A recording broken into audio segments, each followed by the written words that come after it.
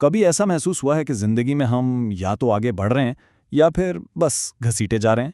देखिए, दो अलग-अलग कुव्वतें हैं जो हमारे हर फैसले पर असर डालती हैं। एक वो है जो हमें बुलंदियों की तरफ ले जाती है और दूसरी वो एक बोझ की तरह हमें पीछे खींचती है। तो चलिए इनके दरमियान का जो फ़र्क है ना, उसको समझते हैं।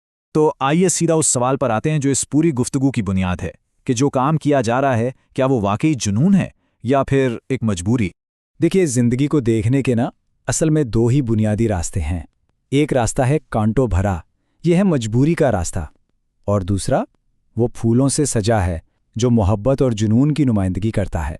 लेकिन ये सिर्फ दो रास्ते नहीं हैं, बल्कि ये दो बिल्कुल अलग जिंदगियां हैं, और हमारा इंतखाब ही तय करता है कि हम कौन सी जिंदगी जीते हैं।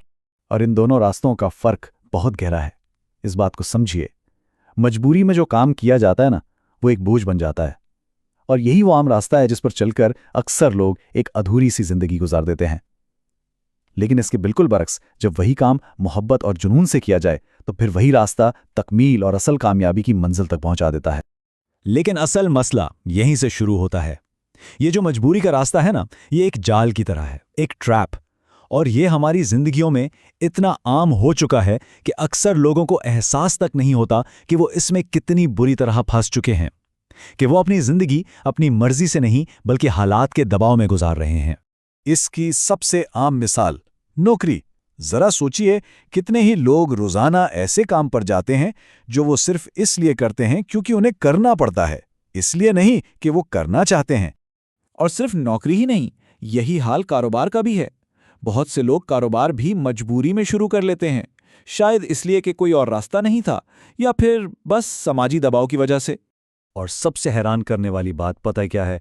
कि ये जाल जिंदगी के सबसे ज़ाती, सबसे पर्सनल फैसलों तक फैला हुआ है। यहां तक कि शादी जैसे फैसले भी मजबूरी में किए जाते हैं। इससे अंदाजा होता है कि ये मसला कितना कितना गहरा है। और पता है, ये मजबूरी का पैटर्न जिंदगी में बहुत पहले शुरू हो जाता है, बचपन में ही।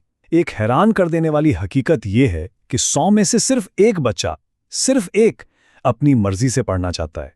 सिर्फ एक। बाकी जो 99% हैं, उन्हें पढ़ने के लिए किसी ना किसी तरह मजबूर करना पड़ता है। तो बस यहीं से बचपन से ही मजबूरी में काम करने की बुनियाद रख दी जाती है। तो फिर सवाल ये उठता है कि इस मजबूरी के जाल को आखिर तोड़ा कैसे जाए? इससे निकलने का रास्ता क्या है? इसका रास्ता किसी बाहर की मदद में नहीं है, बल्कि एक अंदरूनी आग में छुपा है। एक ऐसी कुव्वत जिसे हम कह सकते हैं कामयाबी की सच्ची भूख। और यहां जब हम भूख की बात कर रहे हैं तो इसका मतलब सिर्फ किसी चीज की ख्वाहिश नहीं है। नहीं, ये एक अंदरूनी आग है, कुछ गैर मामूली हासिल करने की एक शिद्दत वाली तड़प। यही तो वो चिंगारी है जो एक आम, बस गुजारे लायक जिंदगी को अजमत के एक शानदार सफर से अलग करती। लेकिन ये अंदरूनी भूख पैदा कहाँ से होती है? इसका सोर्स क्या है? इसका जवाब दरअसल सिर्फ एक चीज में है, खुद पर एक ऐसा यकीन जिसे कोई चीज हिला ना सके, एक अटूट, नाकाबिले तस्कीर खुद एतमादी। और ये सवाल अपने आप में बहुत मायने रखता है। जरा सोचिए, अगर किसी को खुद पर ही यह यकीन ना हो कि वो कुछ बड़ा हासिल कर सकता है, तो फिर दुनिया की कोई किताब, कोई माहिर ट्रेनर या कोई बेहतरीन से बेहतरीन प्लान उसके लिए क्या कर सकता है? कुछ भी नहीं। तो अहम नुक्ता यह है, बात सारी यह है कि जब कोई मानता ही नहीं कि वो अजीम बन सकता है, तो कोई भी बाहर की मदद बेकार है, बिल्कुल बेकार। असल ताकत तो अंदर से आती है। इसको ऐसे समझिए जैसे कामयाबी एक खजाने की तरह दूसरी तरफ रखी है और दरमियान में एक गहरी खाई है। अब इस खाई को पार करने का जो पुल है ना, वो है इंसान का खुद पर यकीन। अगर कोई ये मानता ही नहीं कि वो उस खजाने के लायक है, तो वो पुल कभी पार ही नहीं कर पाएगा। तो आखिर में ये सारी बहस एक ही बुनियादी उसूल पर आकर रुकती है, एक ऐसा उसूल जिसमें जिंदगी को बदलने की ताकत है कि इंसान का यकीन सिर्फ उसके मुस्तकबिल की पेशगोई नहीं करता, बल्कि वो उसकी हकीकत को, उसकी रियलिटी को तख्लीक करता है। और इस हकीकत को तख्लीक करने का अमल 3 कदमों पर मुश्तमिल है।